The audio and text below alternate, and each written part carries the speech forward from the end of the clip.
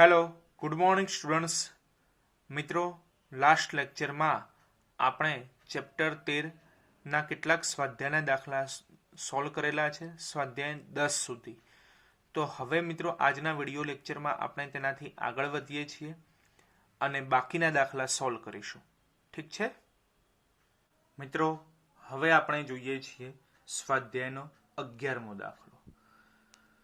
જો તો મિત્રો સ્વાધ્યાયના 11મા દાખલાની રકમમાં આપણને ગોલ્ડ માટે સમસ્થાનિક આપેલ છે 79 EU 197 અને સિલ્વર માટે સમસ્થાનિક આપેલ છે 47 AG 107। બરાબર। તો આપણે બંને તત્વો માટે, ગોલ્ડ માટે, સિલ્વર માટે, બંને તત્વોના ન્યુક્લિયસ ની ત્રિજ્યાનો ગુણોત્તર શોધવાનો છે। ન્યુક્લિયસની ત્રિજ્યાનો ગુણોત્તર શોધવાનો છે। ધારો કે EU એટલે કે ગોલ્ડ માટે જે ન્યુક્લિયસની ત્રિજ્યા છે એ R1 જેટલી છે અને AG એટલે કે સિલ્વર માટે જે ન્યુક્લિયસની ત્રિજ્યા છે એ R2 જેટલી છે। તો બંનેનો ગુણોત્તર લઈ લઈએ R1/R2। તો હવે R એટલે કે ન્યુક્લિયસની ત્રિજ્યાનું સૂત્ર યાદ કરો। બોલો, ન્યુક્લિયસની ત્રિજ્યાનું સૂત્ર શું છે? તો R0a⁻1/3। બરાબર છે। તો R0a⁻1/3। પરંતુ મિત્રો આપણને ખ્યાલ છે કે R0 એ કોઈ પણ ન્યુક્લિયસ માટે ફિક્સ છે, એની વેલ્યુ અચળ છે, બદલાતી નથી। પરંતુ કેપિટલ A પરમાણુ દળાંક બદલાય છે, માટે R0 આપણે એઝ ઇટ ઇઝ લખીશું, એમાં 1 2 લખવાની જરૂર નથી। પરંતુ પરમાણુ દળાંક બદલાય છે એટલે કેપિટલ A માં આપણે 1 2 લખીશું। બરાબર છે। તો R0a1/1/3 અપોન R0a2/1/3। ચાલો ઉપર નીચે R0 હું કેન્સલ કરી દઉં છું। બરાબર, ઉપર નીચે R0 કેન્સલ થઈ જશે કારણ કે સરખા જ છે। A1 શું છે? તો ગોલ્ડ માટે પરમાણુ દળાંક કેટલો છે? તો 197 છેદમાં A2 શું છે? તો સિલ્વર માટે પરમાણુ દળાંક કેટલો છે? તો 107। એટલે આપણે લખી કાઢ્યું 197/107, 197/107 અને એની કેટલી ઘાત છે? 1/3 ઘાત છે, એટલે આપણે whole⁻1/3 લખી કાઢ્યા। બરાબર છે। હવે મિત્રો 197/107 કરીએ કેલ્ક્યુલેટર વડે તો આન્સર આવશે 1.84 અને એનું આપણે ઘનમૂળ કાઢવું પડે। 1.84 નું ઘનમૂળ કાઢીએ તો આન્સર આવશે 1.22। બરાબર છે। પરંતુ મિત્રો અહીં તમને પ્રોબ્લેમ એ થાય કે ઘનમૂળ કેવી રીતે કાઢવું? બરાબર છે। તો ઘનમૂળ કેવી રીતે કઢાય, પછી પંચમૂળ કેવી રીતે કઢાય, સપ્તમૂળ કેવી રીતે કઢાય, એ દરેક વસ્તુ સોલ્વ થઈ શકે કેલ્ક્યુલેટરની મદદથી, એ માટે મિત્રો આપણે એક વિડીયો બનાવેલો છે। તો અત્યારે તમારી મોબાઈલ સ્ક્રીનની રાઈટ હેન્ડ સાઈડ કોર્નર ઉપર આઈ બટન તમને દેખાતું હશે। એ આઈ બટન ઉપર તમે ક્લિક કરીને એ વિડીયો જોઈ શકો છો કે જેના આધારે તમારે ઘનમૂળ કેવી રીતે કાઢવું, પંચમૂળ, સપ્તમૂળ, કોઈ પણ મૂળ કાઢવું હોય, nth મૂળ કેલ્ક્યુલેટરની મદદથી, તો એ તમે કાઢી શકો છો। તો ખાસ રિક્વેસ્ટ છે કે જો આ સ્ટેપ ખ્યાલ ના આવે કે ઘનમૂળ કેવી રીતે કાઢેલું છે, તો એ આઈ બટન ઉપર તમે ક્લિક કરીને એ વિડીયો જોઈ શકો છો। બરાબર છે મિત્રો, હવે આપણે જોઈએ છીએ સ્વાધ્યાયનો 9મો દાખલો। જો તો મિત્રો સ્વાધ્યાયના 9મા દાખલામાં આપણને કોબાલ્ટ માટે અર્ધ આયુ આપેલ છે। અર્ધ આયુ એટલે કે τ1/2 જે આપેલા છે 5.3 વર્ષ। તો મિત્રો અર્ધ આયુ એક પ્રકારનો સમય છે, તો સમયનો એકમ શું હોવો જોઈએ? સેકન્ડ હોવો જોઈએ। ધેટ મીન્સ કે આપણે આને વર્ષમાંથી સેકન્ડમાં કન્વર્ટ કરવા પડશે।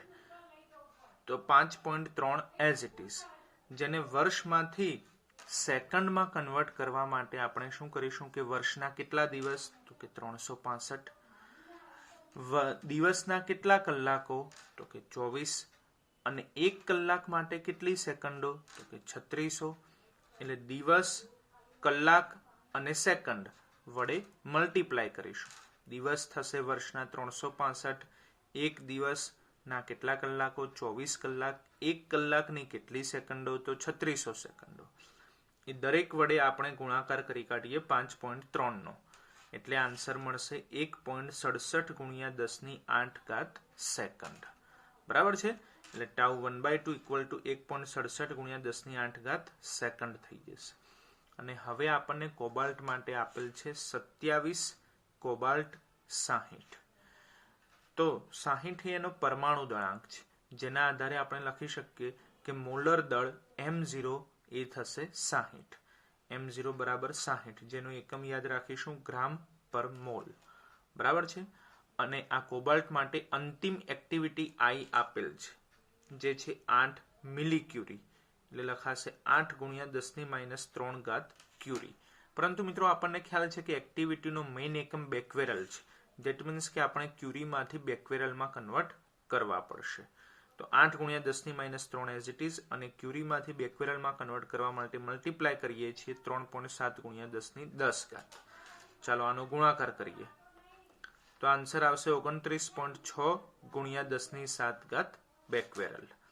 બરાબર, એટલે એક્ટિવિટી I બરાબર 29.6 ગુણ્યા 10⁻7 બેક્વેરલ. અને આપણે આ કોબાલ્ટનો જથ્થો શોધવાનો છે, જેને કહેવાશે કેપિટલ M, એટલે કે દળ શોધવાના છે. બરાબર. ચાલો, તો હવે આપણને I આપેલા છે, એક્ટિવિટી I આપેલ છે, તો એનું સૂત્ર ધ્યાનમાં લઈએ. I બરાબર લેમ્બડા n. તો I બરાબર લેમ્બડા n લખીએ છીએ. ચાલો, લેમ્બડાની જગ્યાએ આપણે અર્ધ આયુનું સૂત્ર ધ્યાનમાં લઈએ. તો લેમ્બડા બરાબર 0.693/τ1/2. સૂત્રો મિત્રો ખાસ દરેકે દરેક ધ્યાનમાં રાખવાના છે. બરાબર છે, તો દાખલા ગણવા ઈઝી પડશે. એટલે ખાસ રિક્વેસ્ટ છે કે જે આપણે 4 લેક્ચર થિયરીના બનાવેલા છે, એના આધારે આપણે જે કંઈ સૂત્રો હોય એ બધા જ સૂત્રોની અલગથી નોટ્સ રાખીએ, અને નોટ્સ વાળું પેજ આ સ્વાધ્યાયના દાખલાના સમયે જોડે રાખીએ, તો તરત આપણને સૂત્રો મળી રહેશે, હિન્ટ મળી રહેશે. અને કિંમતો તો બધી આપેલી જ છે, સૂત્રોના પ્રમાણે મૂકી દો, કેલ્ક્યુલેટરનો ઉપયોગ કરો, જવાબ આવી જાય. બરાબર છે. ચાલો, તો 0.693/τ1/2 જે લેમ્બડાનું સૂત્ર છે. બરાબર છે. અને કેપિટલ N, કેપિટલ N એ શું છે? તો ન્યુક્લિયસની સંખ્યા છે અથવા તો પરમાણુની સંખ્યા, જે તમારે કહેવી હોય. બરાબર છે. એના માટેનું સૂત્ર ઉદાહરણ 4 જુઓ. ઉદાહરણ 4 જેમાં આપણે મેળવેલું છે કેપિટલ N બરાબર MnA/M0. બરાબર છે. કેપિટલ N બરાબર MnA/M0. ચાલો, તો હવે આપણે આમાંથી કેપિટલ M શોધવાના છે, તો એને કરતા બનાવીએ. તો શું થશે? I ગુણાકારમાં τ1/2 ગુણાકારમાં M0. જો I ગુણાકારમાં τ1/2 ગુણાકારમાં M0, અને છેદમાં આવશે 0.693 ગુણાકારમાં Na. તો કેપિટલ M કરતા બની ગયા, જે આપણે શોધવાના છે. બરાબર. ચલો, I ની વેલ્યુ કેટલી છે? તો 29.6 ગુણ્યા 10⁻7. બરાબર છે. પછી τ1/2 કેટલા છે? τ1/2 તો આપેલા છે 1.67 ગુણ્યા 10⁸. તો લખી કાઢે 1.67 ગુણ્યા 10⁸. જોડે ગુણાકારમાં MO કેટલા છે? MO તો કે 60. તો લખી કાઢે 60. બરાબર છે. છેદમાં 0.693 એઝ ઇટ ઇઝ. અને Na શું છે? એવોગેડ્રો અંક. તો એવોગેડ્રો અંકની વેલ્યુ આપણને ખ્યાલ છે 6.02 ગુણ્યા 10⁻23. બરાબર. તો હવે તો સિમ્પલ કેલ્ક્યુલેટરનો ઉપયોગ કરવાનો છે, સાદુરૂપ આપવાનું છે, એટલે આપણને કેપિટલ M એટલે કે કોબાલ્ટનો જે જથ્થો શોધવાનો હતો એ મળી જશે 7.11 ગુણ્યા 10⁻6. અને મિત્રો યાદ રાખીશું કે એકમ CGS છે, કારણ કે MO આપણે શેમાં લખેલા છે? ગ્રામમાં લખેલા છે, CGSમાં. તો આન્સર પણ ગ્રામમાં આવશે, CGS એકમમાં. એ કોબાલ્ટનું દળ M બરાબર 7.11 ગુણ્યા 10⁻6 ગ્રામ જેટલું મળે છે. બરાબર છે મિત્રો. હવે આપણે જોઈએ છીએ સ્વાધ્યાયનો 10મો દાખલો. જો તો મિત્રો સ્વાધ્યાયનો 10મો દાખલો એ સ્વાધ્યાયના 9મા દાખલા જેવો જ છે, ખાલી ચેન્જ એટલું જ છે કે સ્વાધ્યાયના 9મા દાખલામાં આપણને કોબાલ્ટ માટે જથ્થો શોધવાનું કીધેલું, એટલે કે દળ કેપિટલ M શોધવાના છે. જ્યારે 10મા દાખલામાં આપણને એક્ટિવિટી શોધવાનું કીધેલું છે, એટલે કે I શોધવાના છે. જો રકમ જુઓ તમને ખ્યાલ આવશે કે આપણને આપેલ છે સ્ટ્રોન્શિયમ માટે અર્ધ આયુ. અર્ધ આયુ એટલે કે τ1/2 જે આપેલ છે 28 વર્ષ. તો એ જ કે વર્ષમાંથી સેકન્ડમાં કન્વર્ટ કરવું પડશે, જેના માટે આપણે 28ને 365 દિવસ વર્ષના, એક દિવસના 24 કલાક અને 1 કલાકની 3600 સેકન્ડ વડે મલ્ટીપ્લાય કરી કાઢીએ. તો જે આન્સર મળશે એ શેમાં મળશે? સેકન્ડમાં મળશે. એટલે લખાશે 8.83 ગુણ્યા 10⁸ સેકન્ડ. આટલો અર્ધ આયુ થશે, બરાબર છે. અને સ્ટ્રોન્શિયમ જેના માટે આપણને આપેલ છે 38 SR 90, બરાબર, જેના આધારે આપણે M0 લખી કાઢીએ. મોલર દળ જે થશે પરમાણુ દળાંક જેટલો જ, એટલે કે 90 ગ્રામ પર મોલ, બરાબર. અને આગળ રકમમાં કીધેલું છે કે આ સ્ટ્રોન્શિયમનો આપણે 15 મિલીગ્રામ જેટલો જથ્થો લેવાનો છે. તો કેપિટલ M બરાબર જથ્થો આપેલો છે દળ 15 મિલીગ્રામ, મિલી એટલે કે 10⁻³ કરી કાઢીએ, એટલે 15 × 10⁻³ ગ્રામ, બરાબર છે. તો આ 15 મિલીગ્રામ જેટલા દળ માટે આપણે એક્ટિવિટી I શોધવાના છે. ચલો એક્ટિવિટીનું સૂત્ર તો હમણાં જ આપણે ધ્યાનમાં લીધું, I બરાબર λn, બરાબર, જેમાં લેમડાનું સૂત્ર એપ્લાય કરીએ 0.693 upon τ1/2. જોડે કેપિટલ N છે. કેપિટલ N નું સૂત્ર શું છે? તો MNA upon M0, બરાબર છે. ચાલો 0.693 એઝ ઇટ ઇઝ છે, બરાબર છે. જોડે કેપિટલ M, કેપિટલ M કેટલા છે? તો 15 × 10⁻³ જોડે Na એટલે કે એવોગેડ્રો અંક 6.022 × 10⁻23 છેદમાં છે τ1/2, તો એ આપણે શોધેલા છે 8.83 × 10⁸, બરાબર. અને જોડે છે M0 ની વેલ્યુ છે 90, તો 90.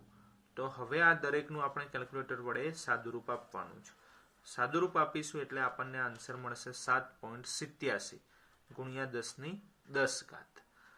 તો આપણે સ્ટ્રોન્શિયમ માટે 15 મિલીગ્રામ જેટલો જથ્થો હોય તો એના માટે એક્ટિવિટી I શોધવાના હતા, જે મળે છે 7.87 × 10⁻10, અને એક્ટિવિટીનું એકમ થશે બેકવેરલ, બરાબર છે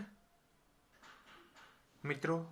હવે આપણે એવા દાખલાઓ સોલ્વ કરીએ છીએ કે જેમાં 30% જે કોર્સ કેન્સલ થઈ ગયો છે એમાં થિયરી કેન્સલ થઈ ગઈ છે, પરંતુ એ થિયરીને રિલેટેડ દાખલા કેન્સલ નથી થયા. તો એવા દાખલાઓ સોલ્વ કરીએ છીએ કે જે થિયરીમાં નથી. જે સૂત્રો આપણે હવે દાખલા માટે ઉપયોગમાં લઈશું એ સૂત્રો થિયરીમાં આવી ગયા નથી, કારણ કે 30% જે થિયરી કેન્સલ થઈ ગઈ છે એમાં એ થિયરી છે, પરંતુ એને રિલેટેડ દાખલા આપણે સોલ્વ કરવા પડશે, બરાબર, કારણ કે એ કેન્સલ થયા નથી. પણ ટેન્શન લેવા જેવું નથી, દાખલાઓ એકદમ સિમ્પલ છે, ખાલી 1-2 સૂત્ર યાદ રાખવાનું છે. તો જે સૂત્રો જરૂરી છે દાખલા માટે એ સિમ્પલ સૂત્ર આપણે ધ્યાનમાં લઈએ છીએ. આખી થિયરી આપણે ડિટેલમાં ધ્યાનમાં લેતા નથી, કારણ કે કેન્સલ થઈ ગઈ છે, બરાબર. ખાલી દાખલા માટે જરૂરી એવું સૂત્ર ધ્યાનમાં લઈ લઈએ. જો તમે જોઈ શકો છો કે ધારો કે કોઈ એક રિએક્શન આપણે લખેલું છે 1H1 + 1H3, it gives 1H2 + 1H2, બરાબર. તો હવે આ પ્રક્રિયા માટે આપણે નક્કી કરવાનું છે કે આ પ્રક્રિયા ઉર્જા ક્ષેપક છે કે ઉર્જા શોષક છે, બરાબર. એ આપણે નક્કી કરવાનું છે, જેના માટે આપણે યાદ રાખવું કે જો Q > મળશે તો ઉર્જા ક્ષેપક પ્રક્રિયા થશે. એટલે કે જો Q નો આન્સર પોઝિટિવ મળે તો ઉર્જા ક્ષેપક પ્રક્રિયા થાય, અને જો Q < 0 મળે એટલે કે Q નો આન્સર નેગેટિવ મળે તો એ ઉર્જા શોષક પ્રક્રિયા થશે. તો હવે ક્વેશ્ચન એ થાય કે આ Q છે શું? તો Q નો મિનિંગ એટલે કે આવી પ્રક્રિયાઓ થાય તો એ પ્રક્રિયાના અંતે કંઈક ઉર્જા રિલીઝ થાય છે.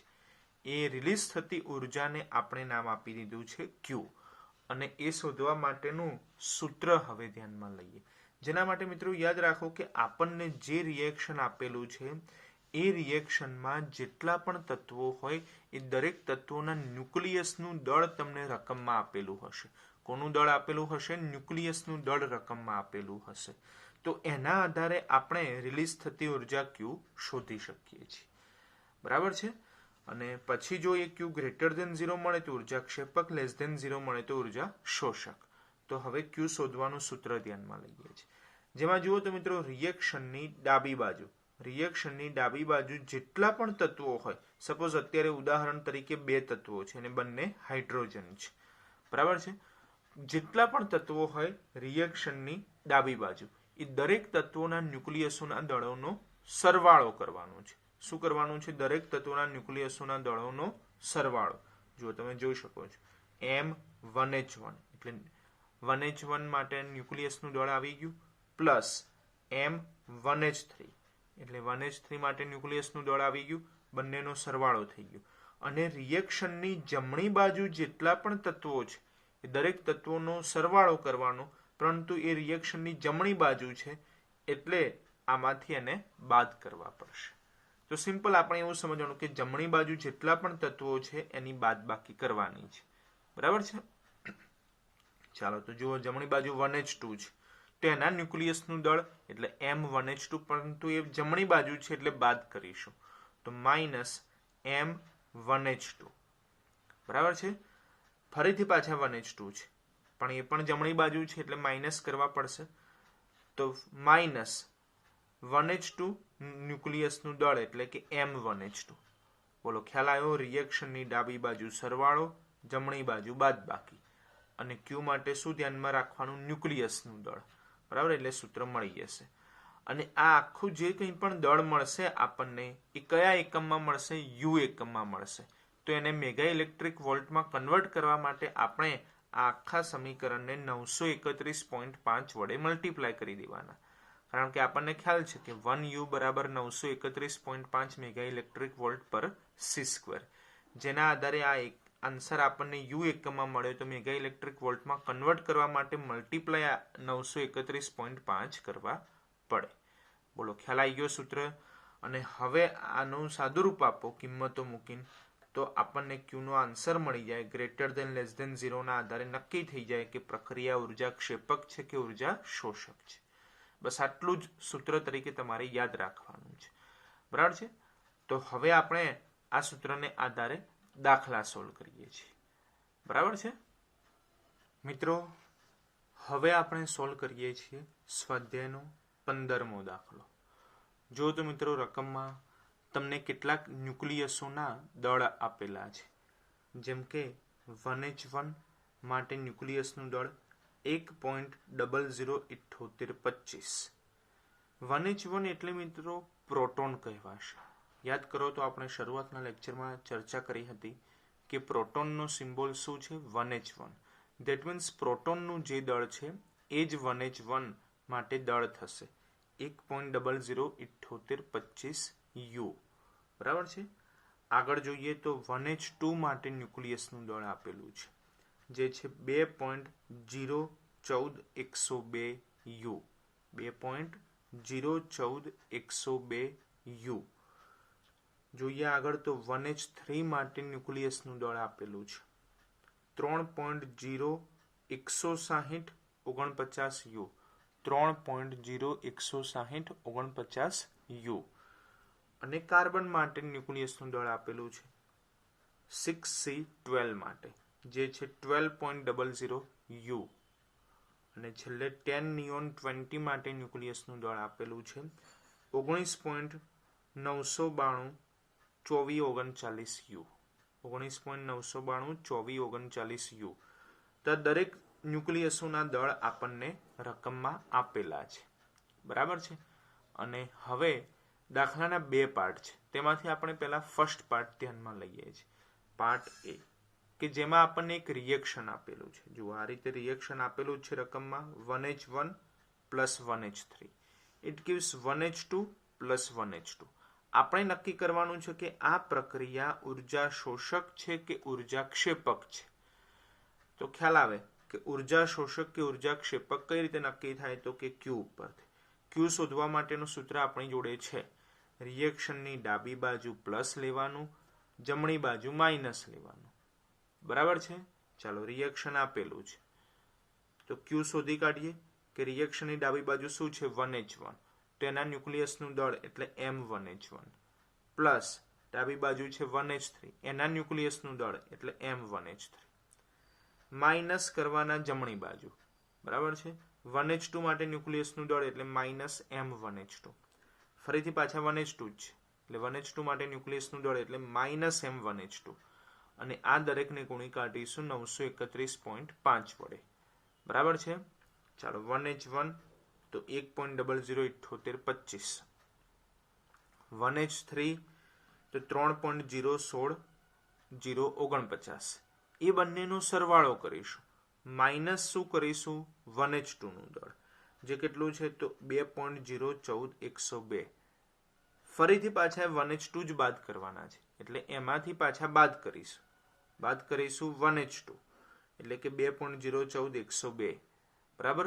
જે આન્સર આવે એને 931.5 વડે મલ્ટીપ્લાય કરી દેવાના, એટલે ફાઇનલ આન્સર મળી જશે -4.033 એકમ થશે મેગા ઇલેક્ટ્રિક વોલ્ટ, બરાબર છે. પરંતુ આન્સર કેવો મળે છે? માઇનસ મળે છે, એટલે કે લેસ ધેન 0 છે. અને આપણે જોઈ શકીએ છીએ કે Q લેસ ધેન 0 હોય તો કઈ પ્રક્રિયા થશે? ઉર્જા શોષક પ્રક્રિયા થશે, બરાબર. એટલે આપેલી પ્રક્રિયા માટે Q લેસ ધેન 0 હોવાથી ઉર્જા શોષક પ્રક્રિયા થશે. બોલો, બરાબર છે મિત્રો.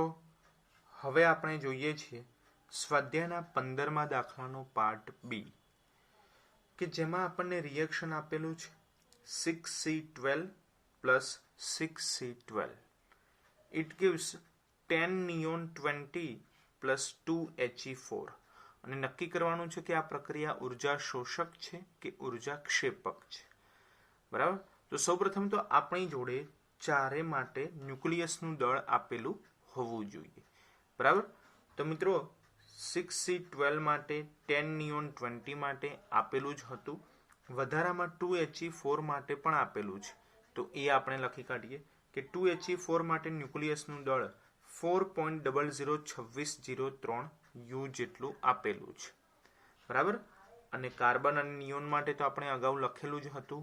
તો હવે એના આધારે આપણે રિલીઝ થતી ઉર્જા Q શોધી કાઢીએ. તો Q બરાબર, ચાલો રિએક્શનની ડાબી બાજુ જે તત્વો છે એના ન્યુક્લિયસોના દળોનો સરવાળો કરીશું, એટલે 6C12 ન્યુક્લિયસનું દળ પ્લસ ફરીથી પાછા 6C12 ન્યુક્લિયસનું દળ, અને જમણી બાજુ રિએક્શનની જમણી બાજુ જે તત્વો છે એના ન્યુક્લિયસોના દળોની બાદબાકી કરીશું, બરાબર છે. એટલે -10 neon 20 ન્યુક્લિયસનું દળ, ફરીથી -2He4 ન્યુક્લિયસનું દળ, અને એ દરેક દળને આપણે ગુણી કાઢીશું 931.5 વડે, બરાબર છે. ચાલો 6C12 નું દળ આપેલું છે 12.00, પાછા ફરીથી 6C12 નું દળ એટલે +12.00, -10 neon 20 માટેનું ન્યુક્લિયસનું દળ આપેલું છે 19.992439, અને 2He4 ન્યુક્લિયસનું દળ આપેલું છે માઇનસ કરીને 4.002603 ગુણાકારમાં 931.5. સાદુરૂપ આપો કેલ્ક્યુલેટર વડે, આન્સર આવશે 4.618. Q બરાબર 4.618 મેગા ઇલેક્ટ્રિક વોલ્ટ. જે આન્સર પ્લસ મળે છે એટલે ગ્રેટર ધેન 0 છે. અને મિત્રો ખ્યાલ છે ને કે Q ગ્રેટર ધેન 0 હોય તો કઈ પ્રક્રિયા થશે? ઉર્જા ક્ષેપક પ્રક્રિયા થશે, બરાબર છે. એટલે ભલે આ ટોપિકને રિલેટેડ થિયરી કેન્સલ થઈ ગઈ છે, દાખલા એટલા ઇઝી નક્કી કરેલા છે કે જે 1-2 સૂત્ર વડે તમે સોલ્વ કરી શકો તેમ છે, બરાબર છે મિત્રો. આગળ વધીએ અને જોઈએ છીએ સ્વાધ્યાયનો 16મો દાખલો. જો તો મિત્રો સ્વાધ્યાયના 16મા દાખલાની રકમમાં આપણને આપેલું છે કે 26Fe56 માંથી ન્યુક્લિયસનું વિખંડન થાય છે અને 2 નવા ન્યુક્લિયસો મળે છે.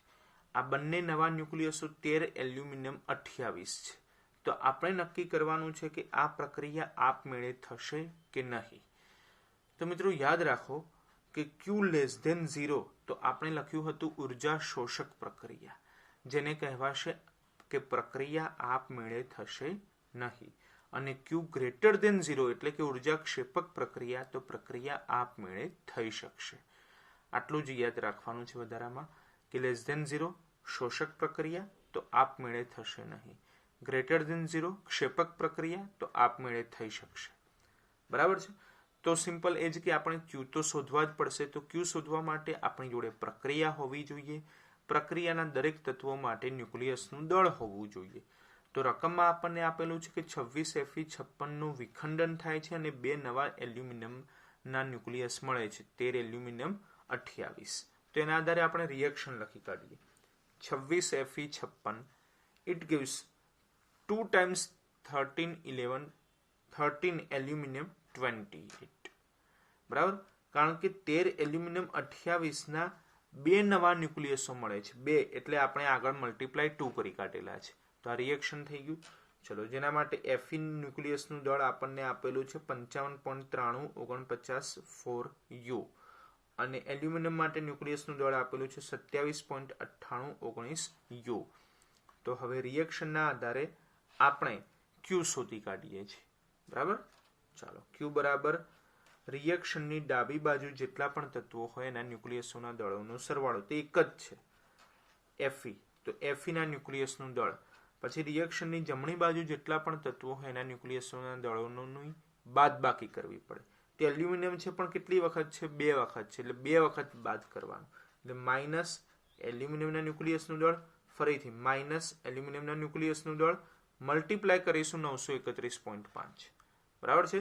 ચલો, Fe માટે 55.93494, માઇનસ એલ્યુમિનિયમ માટે 27.9819, ફરીથી માઇનસ એલ્યુમિનિયમ માટે 27.9819, મલ્ટીપ્લાય કરો 931.5, સાદુરૂપ આપો એટલે આન્સર આવશે -26.90. તમે જોઈ શકો છો આન્સર કેવો છે? માઇનસ છે, -26.90, એટલે <0 કહી શકાય. અને <0 હોય તો પ્રક્રિયા આપમેળે થઈ શકે નહીં. બોલો, ખ્યાલ આવે છે? એકદમ સિમ્પલ દાખલા છે, ખાલી Q શોધતા ખ્યાલ આવવો જોઈએ. બરાબર છે મિત્રો. હવે આપણે જોઈએ છીએ સ્વાધ્યાયનો 13મો દાખલો, જેના માટે આપણને રિએક્શન આપેલ છે 6C11 it gives 5B11 plus positron plus neutrino. મિત્રો, આ પોઝિટ્રોન માટે આપણે વાતચીત અગાઉ કરેલી છે કે પોઝિટ્રોન એ ઇલેક્ટ્રોનનો એન્ટી પાર્ટિકલ છે, પરંતુ ઇલેક્ટ્રોન અને પોઝિટ્રોનનું દળ એક સમાન છે, ફક્ત ચાર્જ બદલાય છે. જેમ કે ઇલેક્ટ્રોન માટે ચાર્જ નેગેટિવ છે, તો પોઝિટ્રોન માટે એટલો જ ચાર્જ છે પરંતુ પોઝિટિવ છે. માટે કહી શકાય છે કે પોઝિટ્રોન એ ઇલેક્ટ્રોનનો એન્ટી પાર્ટિકલ છે. બરાબર છે. અને ન્યુટ્રિનો, તો મિત્રો ન્યુટ્રિનો માટે પણ આપણે સિમ્પલ નોલેજ રાખીએ કે ન્યુટ્રિનો અને એનો પણ એન્ટી પાર્ટિકલ છે એન્ટી ન્યુટ્રિનો. પરંતુ એ આખી ચર્ચા ડિટેલમાં જે 30% કોર્સ આપણો કેન્સલ થઈ ગયો છે એમાં સમાવેશ થાય છે. તો એ ડિટેલમાં અત્યારે આપણે જતા નથી. અત્યારે આપણે એટલું સિમ્પલ ધ્યાનમાં રાખવાનું છે, કોઈ એક રિએક્શન આપણને આપેલું છે જેના આધારે આપણે Q નક્કી કરવાનું છે. તો એમાં દરેક તત્વો માટે ન્યુક્લિયસની જગ્યાએ પરમાણુનું દળ આપેલું છે. શેનું દળ આપેલું છે? પરમાણુનું દળ આપેલું છે. જુઓ તો પરમાણુનું દળ 6C11 11.011434 U અને 5B11 તો 11.009305 U. આ બંને શું આપેલું છે? તત્વો માટે પરમાણુનું દળ આપેલું છે. અને આપણે શું જોઈએ? ન્યુક્લિયસનું દળ. એ ખાસ ધ્યાનમાં રાખીશું. બરાબર. આગળ મિત્રો પોઝિટ્રોન હોય કે ઇલેક્ટ્રોન હોય, બંનેનું દળ એક સરખું જ છે, જે છે 0.000548 U. આ ઇલેક્ટ્રોનનું દળ પણ તમે કહી શકો, પોઝિટ્રોનનું પણ કહી શકો. બરાબર, કારણ કે બંનેના ચાર્જનું નેચર બદલાય છે, દળ બદલાતું નથી. બરાબર છે. ચાલો, તો હવે મિત્રો પરમાણુનું દળ આપેલું છે. આપણે ન્યુક્લિયસનું દળ શોધવું હોય તો કઈ રીતે શોધી શકાય? કારણ કે આપણને એ તો ખ્યાલ છે કે Qના સૂત્રમાં ફક્ત ન્યુક્લિયસનું દળ જોઈએ, પરમાણુનું દળ ના ચાલે. તો પરમાણુના દળ ઉપરથી ન્યુક્લિયસનું દળ કઈ રીતે શોધી શકાય? તો મિત્રો આપણને ખ્યાલ છે કે પરમાણુનું કેન્દ્ર શું છે? ન્યુક્લિયસ છે, જેની અંદર શું રહેલું છે? પ્રોટોન અને ન્યુટ્રોન, અને તેની આસપાસ ઇલેક્ટ્રોન ભ્રમણ કરે છે. બરાબર. એટલે શોર્ટમાં અત્યારે આપણે એવું સમજી શકીએ કે પરમાણુ એ પ્રોટોન, ન્યુટ્રોન, ઇલેક્ટ્રોનનો બનેલો છે, જેના આધારે આપણે કહી શકીએ કે પ્રોટોન ન્યુટ્રોન ભેગા થઈને ન્યુક્લિયસ બનાવે છે. બરાબર. તો જો ન્યુક્લિયસનું દળ અને ઇલેક્ટ્રોનના દળનો જો આપણે સરવાળો કરીએ, ન્યુક્લિયસનું દળ પ્લસ ઇલેક્ટ્રોનનું દળ, તો આપણને પરમાણુનું દળ મળી જાય. તો ઇલેક્ટ્રોનનું દળ છે આપણી જોડે, બરાબર છે, પરમાણુનું દળ પણ છે આપણી જોડે. ન્યુક્લિયસનું શોધવું છે તો શું કરવું પડે? પરમાણુના દળમાંથી ઇલેક્ટ્રોનનું દળ બાદ કરવું પડે. તો જો સૂત્ર યાદ રાખીશું, ન્યુક્લિયસનું દળ ઇક્વલ ટુ પરમાણુનું દળ માઇનસ ઇલેક્ટ્રોનનું દળ. આ સૂત્ર યાદ રાખીશું. ન્યુક્લિયસ ઇક્વલ ટુ પરમાણુ માઇનસ ઇલેક્ટ્રોન. બરાબર છે. તો હવે આપણને બે તત્વો આપેલા છે 6C11, જેના માટે આપણે પ્રોટોન અને ન્યુટ્રોન અને ઇલેક્ટ્રોનની સંખ્યા નક્કી કરી દઈએ. ચલો, 6C11 ઉપરથી પ્રોટોનની સંખ્યા Z બરાબર 6 લખાશે, ન્યુટ્રોનની સંખ્યા 11 માંથી 6 જશે એટલે 5 લખાશે, અને ઇલેક્ટ્રોનની સંખ્યા, તો મિત્રો યાદ રાખો કે રકમમાં આપેલું છે કે 6C11 એ તટસ્થ પરમાણુ છે. જે કોઈ પણ તટસ્થ પરમાણુ હોય એના માટે જેટલા પ્રોટોન એટલા જ ઇલેક્ટ્રોન. તો પ્રોટોન કેટલા છે? 6. તો ઇલેક્ટ્રોન પણ કેટલા થશે? 6 થશે. તો હવે આના માટે ન્યુક્લિયસનું દળ ઇક્વલ ટુ પરમાણુનું દળ માઇનસ ઇલેક્ટ્રોનનું દળ. ચલો, પરમાણુનું દળ આપણને આપેલું છે 11.011 માઇનસ ઇલેક્ટ્રોનનું દળ. મિત્રો આ જે દળ આપેલું છે એ 1 ઇલેક્ટ્રોનનું છે, પણ એવા કેટલા ઇલેક્ટ્રોન છે? 6 ઇલેક્ટ્રોન છે. એટલે 6 વડે આને ગુણી કાઢવા પડે. તો 6 ગુણ્યા 0.000548. સાદુરૂપ આપીએ એટલે આન્સર આવશે 11.008146 યુ. આ થશે કાર્બન માટે ન્યુક્લિયસનું દળ 11.008146 યુ. બરાબર છે મિત્રો? સેમ એ જ રીતે હવે આપણે બોરોન માટે ન્યુક્લિયસનું દળ શોધવું છે. તો સૌપ્રથમ બોરોન માટે 5B11 માટે આપણે પ્રોટોનની સંખ્યા નક્કી કરી દઈએ, Z બરાબર 5. ન્યુટ્રોનની સંખ્યા નક્કી કરી દઈએ, 11 માંથી 5 જશે તો 6. અને આ પણ રકમમાં આપેલું છે કે તટસ્થ પરમાણુ છે.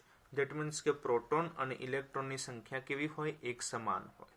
તો ઇલેક્ટ્રોનની સંખ્યા થઈ જશે 5. બરાબર? અને ન્યુક્લિયસનું દળ આપણે શોધવાનું છે. તો શું કરવું પડશે? પરમાણુનું દળ માઇનસ ઇલેક્ટ્રોનનું દળ. પરંતુ ઇલેક્ટ્રોનની સંખ્યા કેટલી છે? 5. તો ઇલેક્ટ્રોનના દળને આપણે 5 વડે મલ્ટીપ્લાય કરીશું. બરાબર છે? ચાલો, બોરોન માટે જુઓ, પરમાણુનું દળ આપેલું છે 11.009305 માઇનસ ઇલેક્ટ્રોનની સંખ્યા 5 અને ઇલેક્ટ્રોનનું દળ 0.000548. ચાલો, આનું સાદુરૂપ આપો તો આન્સર આવશે 11.006555 યુ. જે થઈ જશે બોરોન માટે ન્યુક્લિયસનું દળ 11.006555 યુ. અને હવે આપણે ક્યુ શોધવાના છે. તો ક્યુ શોધવા માટેનું સૂત્ર, રિએક્શનની ડાબી બાજુ શું છે? તો 6C11 તેના ન્યુક્લિયસનું દળ, અને રિએક્શનની જમણી બાજુ શું છે? તો 5B11 એ બાદ કરીએ છીએ એના ન્યુક્લિયસનું દળ. પાછા સરવાળામાં છે પોઝિટ્રોન, તો એને પણ બાદ કરીએ છીએ પોઝિટ્રોનના ન્યુક્લિયસનું દળ. અને મિત્રો ધ્યાન રાખો કે ન્યુટ્રિનોના ન્યુક્લિયસનું દળ ખૂબ જ નહિવત છે. ધેટ મીન્સ કે એને આપણે અવગણી દઈએ છીએ, એટલે ધ્યાનમાં નથી લીધેલ. તો ડાયરેક્ટ મલ્ટીપ્લાય કરી કાઢીશું 931.5 વડે. બરાબર છે? ચાલો, 6C11 માટે ન્યુક્લિયસનું દળ હમણાં જ આપણે શોધ્યું, જે છે 11.008146 માઇનસ 5B11 માટે પણ ન્યુક્લિયસનું દળ હમણાં જ આ ઉપર શોધેલું છે 11.006555. અને પોઝિટ્રોન માટે ન્યુક્લિયસનું દળ, તો ઇલેક્ટ્રોન માટેનું દળ જ થશે, જે છે 0.000548 મલ્ટીપ્લાય 931.5. ચલો, સાદુરૂપ આપો તો આન્સર આવે 0.9622. એટલે ક્યુ શોધવાના હતા, જે મળે છે 0.9622 મેગા ઇલેક્ટ્રિક વોલ્ટ. બરાબર છે? આ દાખલો થોડો અઘરો એટલા માટે લાગે કે આમાં ડાયરેક્ટ આપણને ન્યુક્લિયસનું દળ આપેલું નથી, તો પરમાણુનું દળ આપેલું છે.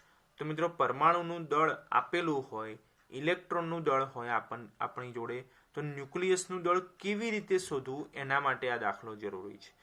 તો ખાસ સૂત્ર યાદ રાખીશું કે ન્યુક્લિયસનું દળ ઇક્વલ ટુ પરમાણુનું દળ માઇનસ ઇલેક્ટ્રોનનું દળ. બરાબર છે? તો આ દાખલો થોડો ઇઝી બની રહેશે. ઠીક છે મિત્રો? હવે આપણે સોલ્વ કરીએ છીએ સ્વાધ્યાયનો 17મો દાખલો. મિત્રો હવે જે દાખલા બાકી છે એ દાખલા લોજિક ટાઈપના છે, એકદમ સિમ્પલ એવા દાખલા છે. બરાબર? ખાલી આપણે લોજિક ધ્યાનમાં રાખવાનું છે. જેમ કે જુઓ, સ્વાધ્યાયના 17મા દાખલાની રકમમાં આપણને તત્વ આપેલું છે 94 પ્લુટોનિયમ 239. તો 94 Pu 239 આપેલું છે, જેના આધારે આપણે મોલર દળ નક્કી કરી દઈએ. તો પરમાણુ દળાંક એ જ કહેવાશે મોલર દળ M0, જે છે 239, પણ એકમ બને ગ્રામ પર મોલ, તો એને આપણે કિલોગ્રામમાં કન્વર્ટ કરી દઈએ, એટલે મલ્ટીપ્લાય 10⁻³ કરી દીધા, તો એકમ થઈ જશે કિલોગ્રામ પર મોલ. બરાબર? હવે આ તત્વના ન્યુક્લિયસના વિખંડનમાં એક ન્યુક્લિયસના વિખંડનના આધારે છૂટી પડતી ઉર્જા 180 મેગા ઇલેક્ટ્રિક વોલ્ટ છે. E બરાબર 180 મેગા ઇલેક્ટ્રિક વોલ્ટ એક ન્યુક્લિયસના વિખંડનમાં છૂટી પડતી ઉર્જા. બરાબર? તો હવે આપણે આ પ્લુટોનિયમનો 1 કિલોગ્રામ જેટલો જથ્થો ધ્યાનમાં લેવાનો છે. એમ બરાબર કેટલા? 1 કિલોગ્રામ જેટલો જથ્થો ધ્યાનમાં લઈએ. એના જેટલા પણ ન્યુક્લિયસો હોય એમાંથી છૂટી પડતી ઉર્જા કેટલી છે એ આપણે શોધવાની છે. બરાબર. તો મિત્રો ખ્યાલ આવે કે સૌપ્રથમ આપણે શું નક્કી કરવું પડે કે 1 કિલોગ્રામ જેટલો પ્લુટોનિયમનો જથ્થો ધ્યાનમાં લઈએ તેમાં ન્યુક્લિયસની સંખ્યા કેટલી છે એ સૌપ્રથમ શોધવું પડે. તેના માટે આપણી જોડે સૂત્ર જ છે n બરાબર mNa/m0. યાદ છે ને? ઉદાહરણ 3 માં આપણે ધ્યાનમાં લીધું હતું n બરાબર mNa/m0. ચાલો m તો દળ આપેલું છે 1 કિલોગ્રામ. Na એવોગેડ્રો અંક 6.022 × 10^23 છેદમાં m0 જે આપેલા છે 239 × 10^-3 સાદુરૂપ આપો તો 0.02519 × 10^26. 1 કિલોગ્રામ જેટલો પ્લુટોનિયમનો જથ્થો ધ્યાનમાં લઈએ તો એમાં ન્યુક્લિયસની સંખ્યા આટલી મળશે 0.02519 × 10^26. તો હવે કહી શકાય કે એક ન્યુક્લિયસના વિખંડનમાંથી રિલીઝ થતી ઉર્જા 180 જેટલી છે, એટલે કે E જેટલી છે. તો n ન્યુક્લિયસના વિખંડનમાંથી રિલીઝ થતી ઉર્જા કેટલી? જો ફરીથી, 1 માટે E જેટલી તો n માટે કેટલા? Ne જેટલા થાય. એટલે જેને આપણે કુલ ઉર્જા આપી દઈએ. કુલ ઉર્જા એટલે ટોટલ ઉર્જા, જેનો સિમ્બોલ યાદ રાખીશું ET બરાબર Ne. બરાબર. ફરીથી હું કહું છું કે 1 માટે કેપિટલ E ઉર્જા તો n માટે કેટલા? તો Ne થશે. તો n આપી દીધેલા છે 0.02519 × 10^26. ગુણાકારમાં કેપિટલ E પણ આપેલા છે 180. ગુણાકાર કરો એટલે આન્સર આવે 4.535 × 10^26 મેગા ઇલેક્ટ્રિક વોલ્ટ. તો કહી શકાય કે જો 1 કિલોગ્રામ જેટલો પ્લુટોનિયમનો જથ્થો આપણે ધ્યાનમાં લઈએ તો એના ન્યુક્લિયસના વિખંડનમાંથી મળતી ઉર્જા કેટલી? તો 4.535 × 10^26 મેગા ઇલેક્ટ્રિક વોલ્ટ જેટલી. બરાબર છે મિત્રો. હવે આપણે સોલ્વ કરીએ છીએ સ્વાધ્યાયનો 18મો દાખલો, જેની રકમમાં આપણને 92 યુરેનિયમ 235 માટે પાવર આપી દીધેલો છે 1000 મેગાવોટ. 1000 એટલે 10^3, મેગા એટલે 10^6. ટોટલ થઈ જશે 10^9 વોટ જેટલો પાવર આપેલો છે. સમય આપેલો છે 5 વર્ષ જેટલો. બરાબર. તો આપણે પાવર અને સમય ઉપરથી ઉર્જા શોધી કાઢીએ. બરાબર. રિલીઝ થતી ટોટલ ઉર્જા કેટલી? તો જુઓ તો મિત્રો, આપણી જોડે પાવર આપી દીધેલું છે તો પાવરનું સૂત્ર ધ્યાનમાં લઈએ. પાવર એટલે શું થશે? ઉર્જા ભાગ્યા સમય. બરાબર. તો ઉર્જા ભાગ્યા સમય એટલે પાવર P બરાબર E/T. તો E બરાબર કેટલા થશે? તો PT થઈ જશે. E બરાબર PT. પરંતુ એ રકમમાં આપેલું છે કે આના આધારે જે ન્યુક્લિયર રિએક્ટર છે એ ન્યુક્લિયર રિએક્ટર ફક્ત 80% સમય પૂરતું જ કાર્યરત છે. એટલે સમય માટે આપણે મલ્ટીપ્લાય કરી દઈએ છીએ 80%. બરાબર. ચલો, પાવર P તો P આપેલા છે 10^9. બરાબર છે. ચાલો, અને જોડે સમય T.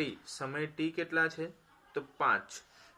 બરાબર. પરંતુ એ વર્ષમાં છે એટલે એને આપણે સેકન્ડમાં કન્વર્ટ કરવા પડશે. તો 5 ગુણ્યા દિવસ 1 વર્ષના તો 365, કલાક 1 દિવસના તો 24, સેકન્ડ 1 કલાકની તો 3600 અને 80% એટલે 80/100. હવે જુઓ તો મિત્રો, આપણે પાવર P 1000 લખેલો છે. બરાબર છે. અને મેગા એટલે 10^6 વડે ગુણી કાઢેલા છે.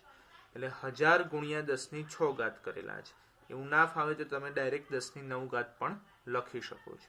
બરાબર. જુઓ ફરીથી, E બરાબર PT. તો પાવર P કેટલા છે? તો 1000 ગુણ્યા મેગા એટલે 10^6 અને સમય T તો 5. પરંતુ વર્ષ છે, સેકન્ડમાં કન્વર્ટ કરો તો 365 ગુણ્યા 24 ગુણ્યા 3600 અને 80% એટલે 80/100. આ દરેકનું સાદુરૂપ આપો તો આપણને ટોટલ ઉર્જા મળશે. શું મળશે? ટોટલ ઉર્જા. ET બરાબર 1.26 ગુણ્યા 10^17 જૂલ. 1.26 ગુણ્યા 10^17 જૂલ. બરાબર છે મિત્રો. આગળ રકમમાં આપણને આપેલું છે કે 92 યુરેનિયમ 235 માટે એક ન્યુક્લિયસના વિખંડનમાં વિમુક્ત થતી ઉર્જા E બરાબર 200 મેગા ઇલેક્ટ્રિક વોલ્ટ જેટલી છે. એટલે 200 ગુણ્યા મેગા એટલે 10⁶ અને ઇલેક્ટ્રિક વોલ્ટમાંથી જૂલમાં કન્વર્ટ કરી કાઢીએ એટલે 1.6 ગુણ્યા 10⁻19 જૂલ. બરાબર છે. આ આપેલ છે એક ન્યુક્લિયસના વિખંડન માટેની ઉર્જા 200 મેગા ઇલેક્ટ્રિક વોલ્ટ, જેને આપણે જૂલમાં કન્વર્ટ કરી દીધેલા છે. બરાબર છે. તો હવે આપણને રકમમાં કીધેલું છે કે પ્રારંભિક દળ કેટલું છે, એટલે કે 92 યુરેનિયમનું 235 માટે પ્રારંભિક દળ કેટલું છે. તેના માટે મિત્રો આપણે કુલ ઉર્જા શોધી કાઢી અને આપણને એક ન્યુક્લિયસના વિખંડન માટેની ઉર્જા આપેલી છે. તો એ બંનેનો ગુણોત્તર ધ્યાનમાં લઈએ તો આપણને મળી જશે ન્યુક્લિયસની સંખ્યા અથવા તો પરમાણુઓની સંખ્યા. બરાબર. જો સૂત્ર છે જ કે કુલ ઉર્જા ET બરાબર Ne. તો n બરાબર કેટલા થાય? ET/E થશે, જ્યાં ET શું છે તો ટોટલ ઉર્જા, જે આપણે પાવર ઉપરથી શોધી, અને કેપિટલ E શું છે તો એક ન્યુક્લિયસના વિખંડન માટેની ઉર્જા જે રકમમાં આપેલી છે. બરાબર. એટલે લખાશે ET/E. તો ET આપણે શોધી કાઢીએ 1.26 ગુણ્યા 10⁻17 છેદમાં કેપિટલ E આ લખી કાઢીએ છીએ. બરાબર. બંનેનો ભાગાકાર કરો એટલે આન્સર આવે 3.94 ગુણ્યા 10⁻27. આટલા ન્યુક્લિયસ અથવા પરમાણુઓ છે. 3.94 ગુણ્યા 10⁻27. બરાબર.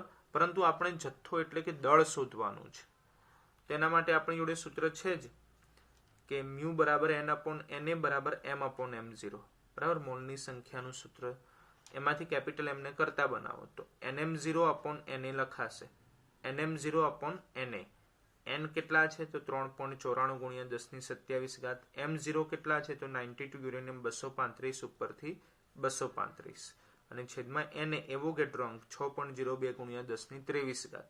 ચલો આનું સાદુરૂપ આપો તો આન્સર આવે 1.53 ગુણ્યા 10⁶ ગ્રામ.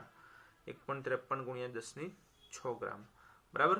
પરંતુ આપણને આ જે દળ મળ્યું એ 92 યુરેનિયમ 235 નું દળ છે, પરંતુ એ અડધું દળ છે, કારણ કે રકમમાં એ રીતે આપેલું છે. તો આપણે પ્રારંભિક દળ શોધવું હોય તો આનું ડબલ કરવું પડે. એટલે આપણે લખેલું છે પ્રારંભિક દળ બરાબર 2m. તો આને 2 વડે મલ્ટીપ્લાય કરી કાઢીએ એટલે આન્સર આવશે 3.06 ગુણ્યા 10⁶ ગ્રામ. બરાબર. તો 92 યુરેનિયમ 235 નો પ્રારંભિક જથ્થો કેટલો છે તો 3.06 ગુણ્યા 10⁶ ગ્રામ જેટલો છે, તેમ કહી શકાય. બરાબર છે મિત્રો. હવે આપણે જોઈએ છીએ સ્વાધ્યાયનો 19મો દાખલો, જેમાં આપણને એક રિએક્શન આપેલ છે.